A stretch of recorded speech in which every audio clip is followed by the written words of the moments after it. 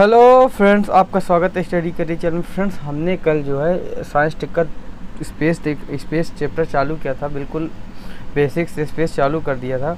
हमने देखा था कब ऑर्बिट देखी थी। ऑर्बिट तक हमने पढ़ लिया था कि कौन कौन सी ऑर्बिट होती है, जिनमें हमने देखा था लियो क्या होता है, मियो क्या होता है, जियो क्या है, जीटीओ क्या होता है। आज हम उन ऑर्बिट तक पहुंचेंगे कैसे, उन सैटेलाइट्स को देखेंगे कि किन सैटेलाइट्स की मदद से हम वहां तक पहुंचते हैं। मैंने आपको कल बताया था ना कि मान लीजिए पृथ्वी है तो ये लियो हो गया, ये मियो हो गया, ये जियो हो गया। तो इन अब यहाँ तक पहुँचने के लिए कौन सा सैटेलाइट यूज करते हैं, यहाँ तक। तो हम जब हमारे भारत में सैटेलाइट लॉन्च की गई थी, स्टार्टिंग से ही देखना चालू करेंगे तो वैसे ही इनमें इम्पोर्टेंट आगे की PSLV और GSLV है जो नई आ रही हैं प्रमोशन यान, उनको ज़्यादा इम्पोर्टेंट है। पर मैं आपको बिल्कुल स्टार्टिंग से बताऊँगा कौन कौन सैटेलाइट स्टार्टिंग से आई थी और कब से हमारा कौन सी पहली सैटेलाइट थी, और एक आध क्वेश्चन भी दिखाऊंगा जो प्रीवियस ईयर में पूछे गए हैं, मैंने लाया था इम्पोर्टेंट।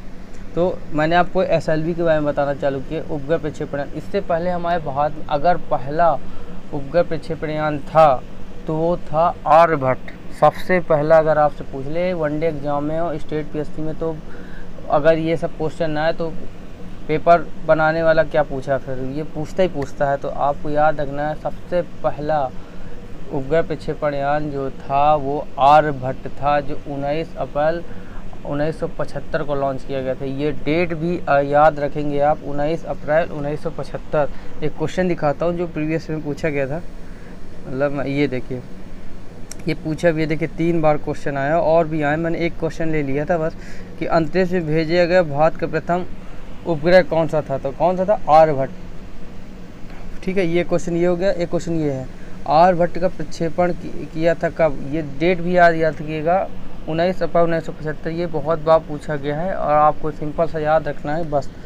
फिर इसके बाद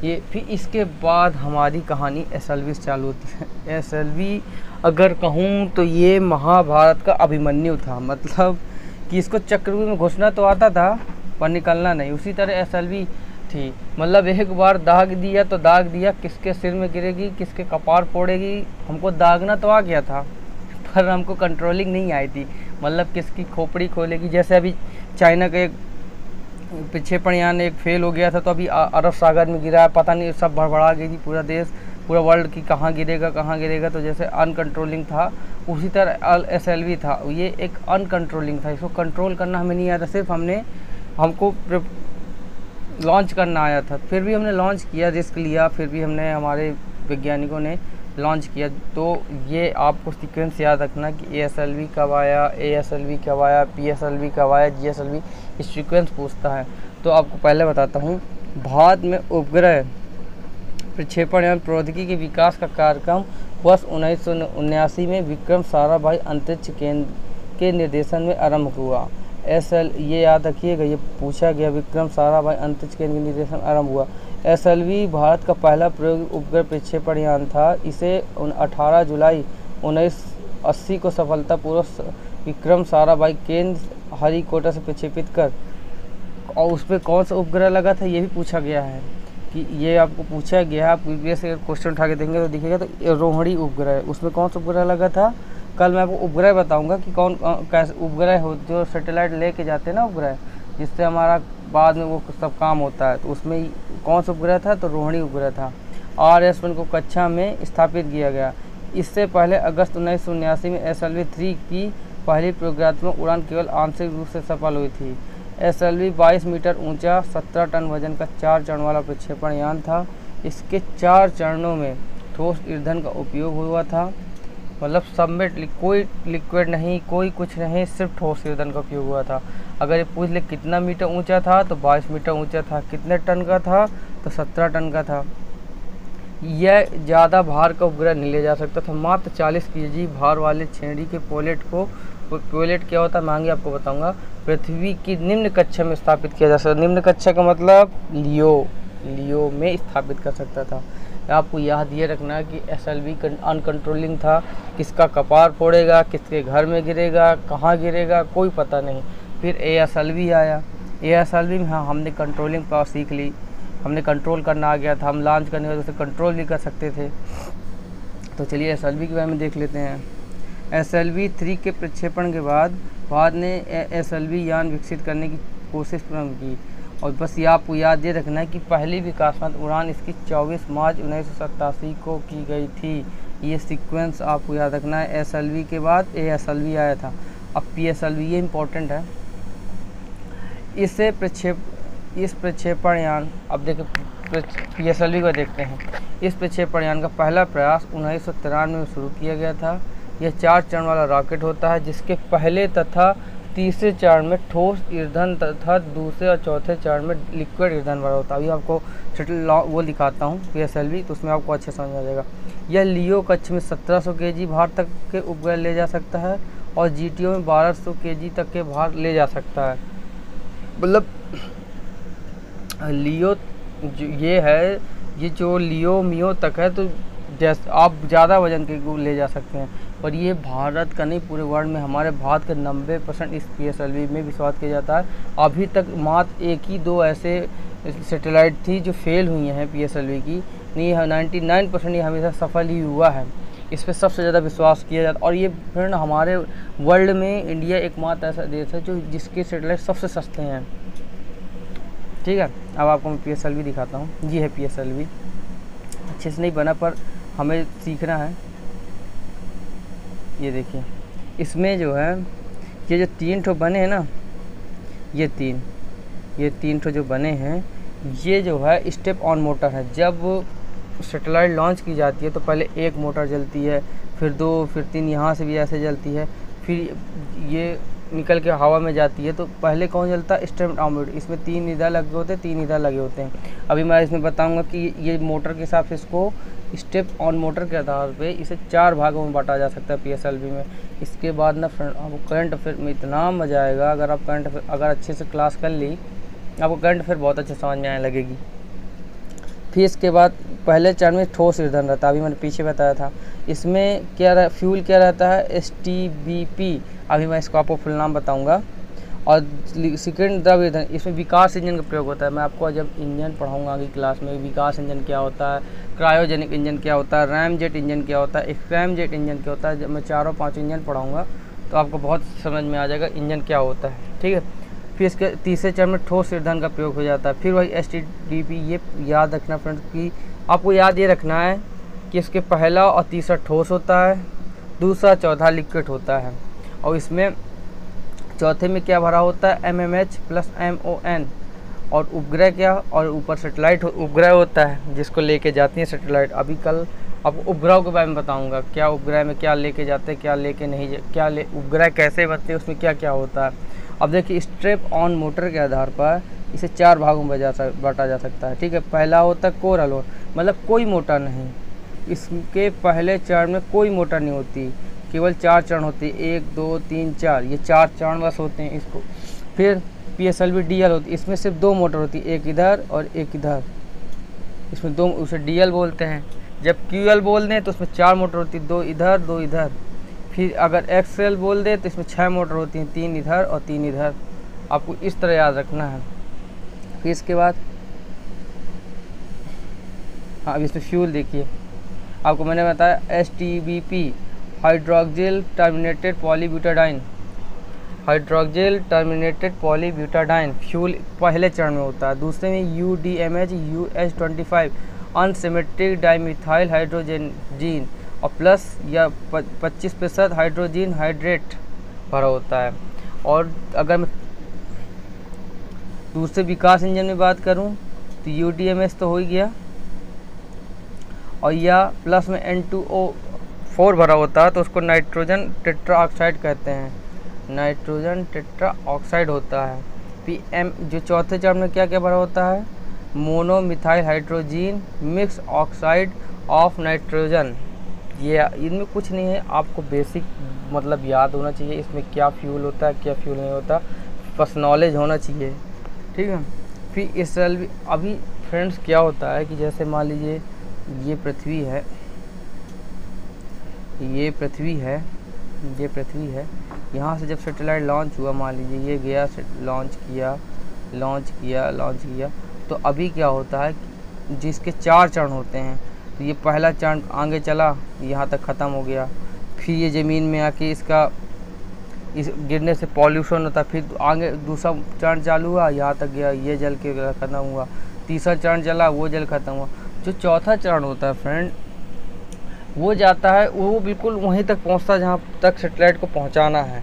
तो क्या होता है कि हमारे वैज्ञानिक कितने ब्रिलियंट वैज्ञानिकों ने क्या दिमाग लगाया, क्यों ना हम इस चौथे चरण को भी यूज किया रहे, जिससे हमारा ये पॉल्यूशन और कम हो सके। तो अभी आपने 2019 के MPPSC में पूछा था सत्यभामा सेट क्या है, वो मद्रास के स्टूडेंट ने बनाया था। वो यही था कि चौथे चरण में उसको छोटा सा सैटेलाइट था 1-1.5 किलो का, जो उसको चौथे चरण में चिपका दिया था, वो वही काम करने लगा था। तो वही अब क्या है कि इसरो के वैज्ञानिक चौथे चरण को भी उपग्रह के रूप में यूज करने लगे हैं। तो वही लिखा मैंने, इसे PSLV 4 स्टेज के फ़ायदे, इसे ऑर्बिट प्लेटफॉर्म के रूप में प्रयोग किया जा रहा है।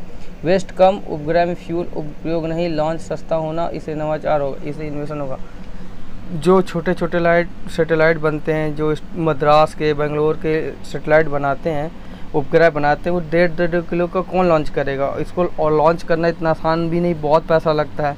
तो इसी के चलते हुए उन्होंने इसरो के वैज्ञानिकों PSLV 4 स्टेज को एक उपग्रह के रूप में उपयोग करना चालू कर दिया है, जिससे पॉल्यूशन कम होगा, इनोवेशन होगा, जो स्टूडेंट हैं उनको और वो हौसला मिलेगा करने का, क्योंकि उनको लॉन्च करने में कोई प्रॉब्लम नहीं होगी। इस वजह से इसका यूज किया जा रहा है। अगर मैं आपको PSLV के 4 के फ़ायदे दिखाऊं, ये है PSLV 4 के फ़ायदे। ये एक ही प्रक्षेपण में अलग अलग कक्षाओं में उपग्रह को प्रक्षेपण करने की क्षमता, मतलब कैसे, अगर मैं आपको बताऊं, जैसे ये उपग्रह है, ये लियो है, ये मियो है। अभी आप सुनते होंगे कि इसरो ने एक साथ 104 सैटेलाइट लॉन्च की। वो कैसे लॉन्च करता है, ऐसे ही उससे कुछ मान लीजिए लियो में स्थापित किया, कुछ मियो में जाके स्थापित किया, उसी को जियो में स्थापित किया। तो वही लिखा है कि एक ही प्रक्षेपण में अलग अलग कक्षाओं में उपग्रह को प्रक्षेपण करने की क्षमता है। PSLV के चौथे चरण का प्रयोग कक्षीय मंच के रूप में उपयोग करना, मैंने आपको बताया ही, यही पीछे समझाया। इसकी सफलता दर 90% से अधिक है। इसकी लागत बहुत कम है। अभी किसी ने, मैंने भाषण सुना था, उन्होंने कहा था कि जितने में हमारा चंद्रयान 2 लॉन्च होगी, उतने में तो साउथ की बाहुबली कौन सी मूवी बनी है 750 करोड़ की। तो वही चीज़ है कि हमारा वर्ल्ड का सबसे सस्ता उपग्रह लॉन्च करते हैं। इसीलिए विदेशी जो उपग्रह लॉन्च कराते हैं, जैसे ब्राज़ील का लॉन्च किया हमने, कभी श्रीलंका का लॉन्च किया, बांग्लादेश का, तो ये देश हम ही से लॉन्च करवाते हैं आके, क्योंकि हमारा लॉन्च व्हीकल बहुत सस्ता है वर्ल्ड में। इसकी मदद से विदेशी उपग्रह लॉन्च करते हैं, जिससे विदेशी मुद्रा प्राप्त होती है। वाकई में अगर विदेशी उपग्रह लॉन्च करेंगे तो लॉन्च का पैसा भी लेंगे। भारत के इससे कूटनीतिक संबंध मजबूत होते हैं। जब आप किसी देश का सैटेलाइट लॉन्च करोगे तो उस देश से संबंध तो अच्छे ही बनेंगे ना। फिर PSLV का मुख्य काम दूर संवेदन, मतलब रिमोट सेंसिंग करना, वही बताया ना। इसका मुख्य काम है लियो में जाके, और अगर दूर संवेदन कभी भी रिमोट सेंसिंग आ जाए तो आपको याद रखना दिमाग में कि लियो में ही होता है। होने को कहीं भी हो जाएगा, पर मुख्य रूप से लियो में ही होता है। फिर भारत के इंजनों का प्रयोग, हाँ ये भी आप क्या रखना, जो इसका इंजन होता है, विकास इंजन PSLV में लगा है। अभी मैं आपको जब डिफरेंस पढ़ाऊँगा उसमें बताऊँगा कि PSLV के इंजनों का प्रयोग ब्लास्टिक मिसाइल में किया जाता है। आपको मैंने समझाया था ना ब्लास्टिक मिसाइल क्या होती है, आपको मैंने समझाया था ब्लास्टिक मिसाइल क्या होती है। ये मान लीजिए पृथ्वी है, ये वायुमंडल है, और हमको यहाँ कहीं हिट करना है, तो हम अगर ये वायुमंडल को पार करके ऐसे हिट करें, ऐसे, तो इसे कहते हैं ब्लास्टिक मिसाइल। तो इसके इंजन का प्रयोग ब्लास्टिक मिसाइल में भी किया जाता है। इसकी एक साथ सैकड़ों उपग्रह प्रक्षेपण करने की क्षमता, मैंने आपको बताया ना। जैसे अभी इसरो ने आप न्यूज़ में देखते होंगे, इसरो ने एक साथ 104 सैटेलाइट लॉन्च की, 103 सैटेलाइट लॉन्च की, ये वही मैंने लिखा है, ठीक है। अब इसके बाद आता है GSLV। GSLV से पहले मैं आपको क्वेश्चन दिखाता हूँ जी, कैसे क्रम पूछा था।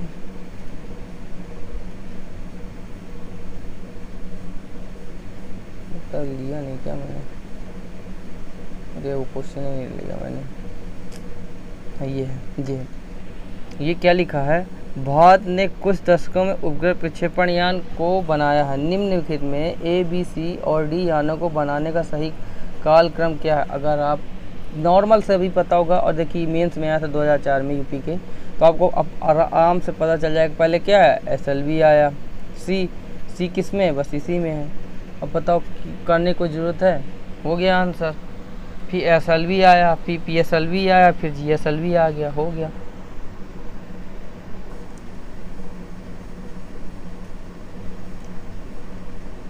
अब ये आपको मैं GSLV समझाता हूँ। GSLV तो देखेंगे, GSLV Mark 2 और एक और देखेंगे GSLV Mark 3। GSLV Mark 2 में क्या है,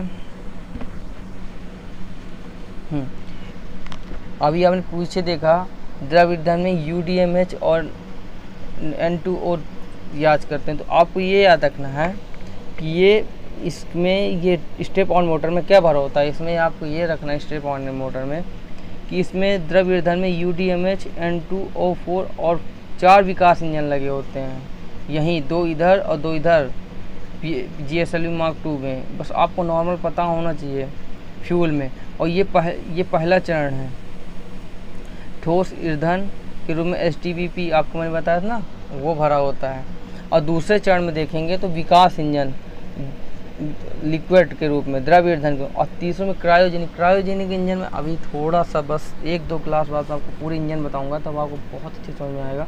क्रायोजेनिक इंजन क्या होना, तो बहुत कम तापमान में रखना, वो उसे क्रायोजेनिक इंजन कहते हैं। इसमें द्रव हाइड्रोजन, द्रव ऑक्सीजन का उपयोग किया जाता है। मैं अभी उसको बताऊंगा, तो आप वहाँ, क्योंकि वहाँ ज़्यादा अच्छे से आपको समझ में आएगा, ठीक है। और ऊपर उपग्रह होता है, आपको याद ये रखना है कि इसमें ये स्ट्रेप ऑन मोटर में क्या भरा होता है, लिक्विड में होता है। इसमें UDMH और प्लस N2O4 होता है, और 4 विकास इंजन लगे होते हैं फ्यूल के रूप में। फिर पहले चरण में ठोस ईंधन होता है, दूसरे में ये 3 चरणों वाला होता है, और इसमें दूसरे चरण विकास इंजन लगा होता है। और ऊपर पहले चरण में तीसरे चरण में क्रायोजेनिक इंजन होता है, जो लिक्विड रूप में होता है। इसके कुछ वो देखते हैं। GSLV भारत द्वारा निर्मित 3 चरणों वाला एक ऐसा प्रक्षेपयान है जिसका उद्देश्य भारी संचार उपग्रह को GTO में स्थापित करना है। इसके पहले तथा दूसरे चरण में ठोस या द्रव ईंधन का उपयोग किया जाता है, वही चीज़ मैंने लिख भी दिया। तीसरे चरण में सबसे अधिक बल की आवश्यकता होती है रॉकेट की है, और केवल क्रायोजेनिक इंजन पूरा करता है। क्रायोजेनिक इंजन की कहानी बताऊँ ना, तो फ्रेंड्स क्या हुआ था, 1992 में हुआ था कि हमारे रूस के साथ समझौता हुआ था। तो रूस ने हमको वादा किया था कि हम क्रायोजेनिक इंजन की तकनीक आपको सिखाएंगे। तो क्या उस समय जो रूस के राष्ट्रपति थे वो अमेरिका के बहुत बड़े मतलब मित्र थे, कहूँ तो ज़्यादा नहीं कुछ कहूँगा। तो उन्होंने हमारे साथ समझौता हुआ, तो अमेरिका के उस समय राष्ट्रपति ने कह दिया, हाँ, और उस समय हमारे इंडिया का व्यवहार अमेरिका से नहीं था। अमेरिका उस समय सबसे ज़्यादा दोस्ती पाकिस्तान से करता था। तो उसमें क्या हुआ था कि अमेरिका ने रूस से मना कर दिया कि आप इंडिया को क्रायोजेनिक तकनीक नहीं सिखाएंगे। तो उन्होंने वादा, हमको तकनीक तो नहीं दी, पर वादा पूरा करने के लिए हमको 20 क्रायोजेनिक इंजन दिए। जो हम अब 20 कितने होते हैं वो हमने यूज कर लिया। अगर हमको उस समय तकनीक मिल जाती तो आज जो हमको उसको सीखने में 15 से 20 साल लग गए, वो उस समय सीख जाते। इसलिए फ्रेंड्स हमको ये है क्रायोजेनिक की कहानी कि हमको 20 साल लग गए सीखने में, ठीक है। और क्या होता है क्रायोजेनिक, 1-2 दिन वेट करिए, मैं आपको पूरा समझा दूंगा। अब GSLV Mark 3 जिसे चंद्रयान 2 लॉन्च किया गया था। GSLV Mark 3, आपको इसकी कहानी बताऊं, इसमें सिर्फ 2 चरण नहीं है। ये जो स्ट्रेप ऑन मोटर लगी होती है, इसको ही पहला चरण मान लिया गया है इसमें। तो ये आपसे अगर ये पूछ ले तो ये भी 3 चरणों वाला है। जो स्ट्रेप ऑन मोटर जहाँ लगी है उसको ही पहला चरण माना गया, और ये दूसरा चरण, ये तीसरा चरण। इसके अब याद इसमें ये रखना है कि इसके पहले चरण में ठोस ईंधन वाला होता है, 2 kg का फ्यूल दोनों तरफ, एक इधर और इधर, ठीक है। दूसरा चरण द्रव ईंधन में होता है जिसमें विकास इंजन लगा होता है, और फिर इसके बाद आता है क्रायोजेनिक इंजन, यहाँ क्रायोजेनिक इंजन लगा होता है। तो आपको याद क्या रखना है कि अब आपको अभी जैसे गगनयान में VC का यूज किया जा रहा है, तो आपको याद रखना है GSLV क्या है, Mark 3 क्या है। ये 3 चरण वाला उपग्रह वो है, सैटेलाइट है। इसमें प्रक्षेपण यान है जिसके स्टेप ऑन मोटर को ही पहला चरण माना गया है। दूसरे चरण में लिक्विड, तीसरे चरण में क्रायोजेनिक इंजन। इसे 4000 kg के उपग्रह को 36,000 किलोमीटर ऊंचाई तक भेजने की क्षमता है। 8 से 10 टन के उपग्रह को लियो में भेजा जा सकता है। ये मुख्य उद्देश्य ना लियो और लिटियो के लिए बनाया गया था कि ये भारी उपग्रह को हमारे लियो और लिटियो में स्थापित कर सके। ठीक है, अब इसमें थोड़ा सा फ़ायदे नुकसान देखते हैं। GSLV फ़ायदे, यह 4000 kg से अधिक क्षमता के उपग्रह ले जा सकता है और वो 1700 kg तक के ले जा सकता था। और संचार की सुविधा व्यवस्था अच्छी होगी। GSLV की तकनीक भारत को भारी उपग्रह के प्रक्षेपण के लिए आत्मनिर्भर बनाती है। आपदा प्रबंधन मौसम में अच्छी सुविधा होगी क्योंकि मुख्य उद्देश्य इसका संचार कम्युनिकेशन के लिए यूज़ किया जाता है। और देखिए मैंने लिखा भी है, गगनयान में भी GSLV Mark 3 का प्रयोग किया जाएगा। अब देखिए, हाँ ये तो GSLV हो गया। एक क्वेश्चन दिखाता हूँ GSLV के ऊपर, आया भी था। हाँ ये देखिए क्या लिखा है इसको, अरे यार ये आ गया बीच में, चलिए समझ में आ रहा है। भारत के उपग्रह प्रमोचित करने वाले वाहनों के संदर्भ में निम्नलिखित कथनों में विचार करिए। PSLV से उपग्रह प्रमोचित किए जाते हैं जो पृथ्वी के संसाधनों की मॉनिटरिंग में उपयोगी है। मैंने आपको बताया ना, असली इसको उद्देश्य लियो में किया जाता था, मैंने आपको बताया। जबकि GSLV को मुख्यतः संचार उपग्रह को प्रमोचित करने के लिए अभिकल्पित किया गया। अभी देखिए मैंने यहाँ लिखा भी है, ये लिखा भी है, ये आपदा मौसम संबंधी सुविधाएं देता है। संचार की सुविधा व्यवस्था अच्छी होगी। किया गया है अगला, PSLV द्वारा प्रमोचित उपग्रह आकाश में एक ही स्थिति में स्थायी रूप से स्थिर रहते हैं, प्रतीत होते हैं, जैसे कि पृथ्वी के एक विशिष्ट स्थान से देखा जाता है। मैंने क्या बताया था, स्थान से देखने वाली कहानी मैंने आपको बताई थी GEO और GSO में, बताई थी कि नहीं बताई थी?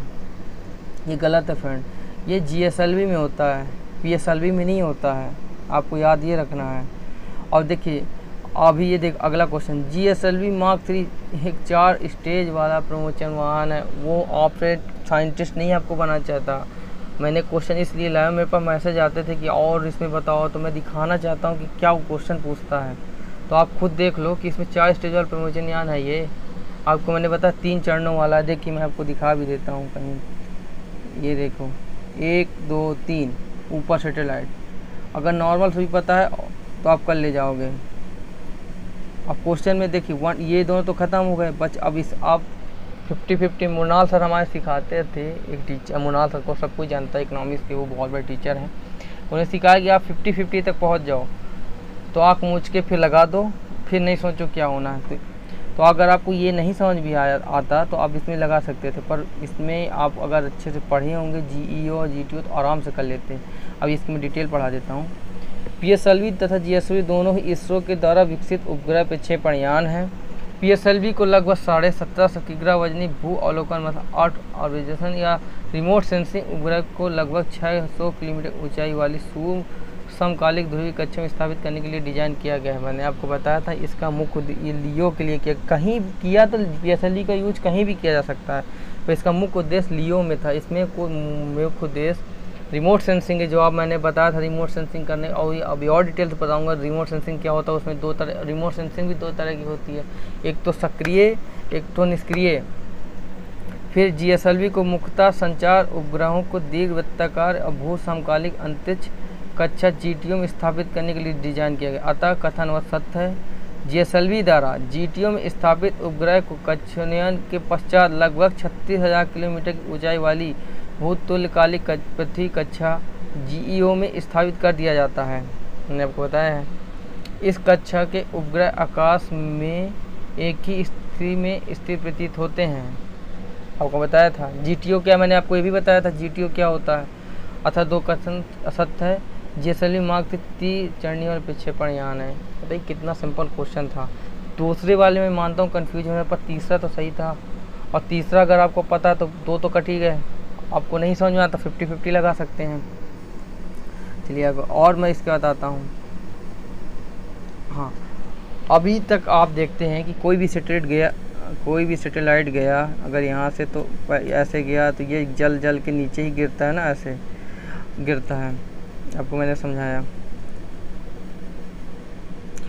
अब RLV में क्या होता है, हाँ, RLV में क्या होता है, ये 2 चरणों वाला व्हीकल है। अभी इसको सिर्फ अभी ये स्टार्टिंग फेस में है, अभी इसको वो नहीं किया, अभी सिर्फ थोड़ा सा इसका लॉन्च किया गया था 2016 में ही। अभी एक तरह से ट्राई किया गया है। तो इस प्रोग्राम को देखिए क्या है, इसका नाम ही क्या है, reusable launch vehicle technology demonstration RLV TTD। इस प्रोग्राम के अंतर्गत भारत ने वर्ष 2016 में अपनी स्वदेशी स्पेस शटल का सफल प्रक्षेपण किया है।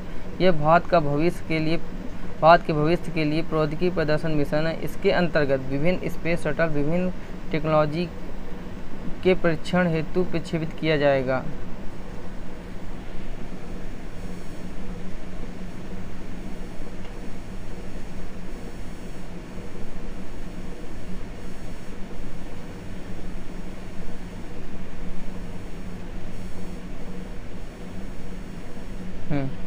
RLV TD प्रोग्राम संचालित क्रूज उड़ान, हाइपरसोनिक उड़ान। क्रूज मैंने मिसाइल था ना, क्रूज मिसाइल क्या होता है, हाइपरसोनिक क्या होता है, एक सुपरसोनिक होता है, एक हाइपरसोनिक होता है,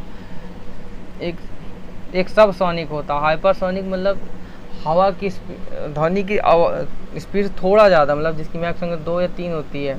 एक होता है सुपर हाइपरसोनिक, वो भी बताऊँगा आपको। जैसे जैसे साइंस टेक्नोलॉजी में हम आगे बढ़ते जाएंगे वैसे वैसे आपको सीखते भी जाएंगे, ये वादा है। ऑटोनोमस लैंडिंग और एयर ब्रीदिंग, मतलब एयर ब्रीदिंग स्क्रैमजेट इंजन में यूज होता है। एयर ब्रीदिंग अभी क्रायोजेनिक इंजन क्या होता है कि ऑक्सीजन भर के लेके जाना पड़ता है, और स्क्रैमजेट इंजन में क्या होता है, ये एटमॉस्फेयर से ऑटोमेटिक हवा ले लेता है। जैसे मान लीजिए सेटेलाइट ऐसे जा रही तो ऐसे स्क्रैमजेट ऐसे हवा भरता रहता है, जस्ट उल्टा। जैसे विभिन्न प्रौद्योगिकी का मूल्यांकन करने में मदद करेगा। भविष्य में इस यान को भारत के पुनः उपयोगी 2 चरणों वालों कक्षीय प्रमोचन यान के प्रथम चरण के रूप में किया जाएगा। अब इसमें क्या है कि ये 2 चरण वाला होगा। पहला चरण तो इसमें ऐसे जाएगा और गिर जाएगा और जो वहीं जल जाएगा, और दूसरा चरण ऐसे आके ऑटोमेटिक लैंडिंग हो जाएगी, उसमें कुछ नहीं होगा, वो ऑटोमेटिक लगेगा। अभी ऐसे पुनर्उपयोग प्रक्षेपण बनाने वाले देशों में अमेरिका, रूस, फ्रांस और जापान 4 शामिल हैं। आपको याद रखना कितने देश हैं, अमेरिका, रूस, फ्रांस और जापान शामिल हैं। 23 मई 2016 को छोड़ा गया RLV TD एक हाइपरसोनिक प्रयोग था। इसका पहला प्रक्षेपण कब किया गया था, 23 मई 2016 को। ये याद रखना, कहीं वनडे और ये स्टेट PSC इनकी यही बुरी आदत है, वो यही पूछते हैं कब लॉन्च किया गया था। इसी कारण इसे हाइपरसोनिक फ्लाइट एक्सपेरिमेंट नाम दिया गया है। इसके फ़ायदे देख लेते हैं।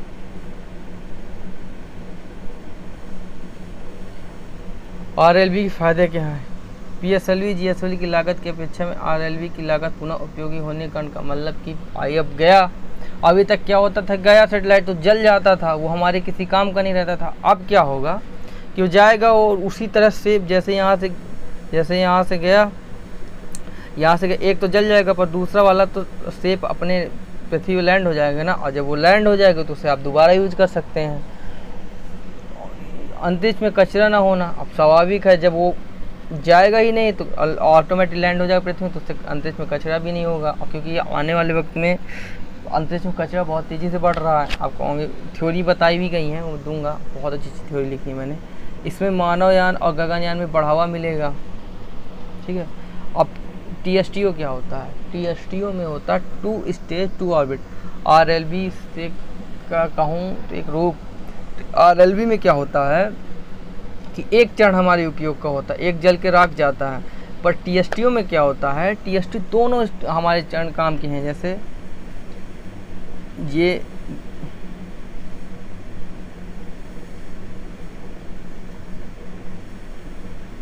ये भी जाएगा, लैंड हो जाएगा, दूसरा जाएगा, वो भी आके लैंड हो जाएगा। मतलब कि यह पूर्णतः पुनः उपयोगी होगा। और इसमें कुछ देशों ने इसमें सफलता ही पा ली है, और अभी इंडिया यहाँ तक अभी नहीं पहुँचा है। वक्त रहा तो हमारा देश किसी से कम नहीं है, और हम किसी से कम नहीं है। आगे वक्त रहा तो हम भी वहाँ तक पहुँच जाएंगे। अभी यह डिज़ाइन योग्य होगा, मतलब अभी इसमें सिर्फ इंडिया डिज़ाइन कर, ठीक है। तो 2 चरणों वाला TSTO 2 चरणों वाला होता है जो यूज कर सकते हैं। अभी यह डिज़ाइन योग्य है। इसके दोनों चरणों को सतह पर पुनः प्राप्त कर लिया जाएगा। तो आपको याद रखना TSTO क्या है, 2 चरणों वाला वो है, वह लॉन्च व्हीकल है जो दोनों इसके चरण उपयोगी हैं। इससे अंतरिक्ष में भी प्रदूषण होने का खतरा नहीं है। ठीक है, आपको अभी बेसिक याद रखना क्योंकि अभी बिल्कुल चरण फेस में है।